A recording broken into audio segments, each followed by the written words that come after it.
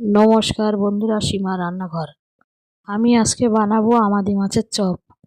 Amadi মাছ নিলাম, Amadi মাছটা কেটে ধুয়ে নিলাম, মরিচের গুঁড়ো দিলাম, হলুদ দিলাম, জিরের গুঁড়ো দিলাম, ধনেপাতা, আদা, রসুন, পেঁয়াজ বাটা দিলাম, মাছের গায়ে মাখিয়ে নিলাম, বেসন নিলাম, হলুদ দিলাম, খাওয়ার সোডা দিলাম, লঙ্কার গুঁড়ো দিলাম, জিরের গুঁড়ো দিলাম, লবণ দিলাম, ধনেপাতা, আদা, রসুন, পেঁয়াজ বাটা দিলাম, জল দিলাম, বেসনটা ভালো করে ফেটিয়ে নিলাম, মশলা মাখানো আমাদি মাছ বেসনে চুবিয়ে নিলাম, কড়া বসালাম, রিফাইন তেল দিলাম, তেলটা গরম করে নিলাম, আমাদি মাছের চপগুলো একে একে ছেড়ে দিলাম, এক পিঠ ভেজে আর এক পিঠ উল্টে দিলাম, আমাদি মাছের চপগুলো ভেজে তুলে নিলাম।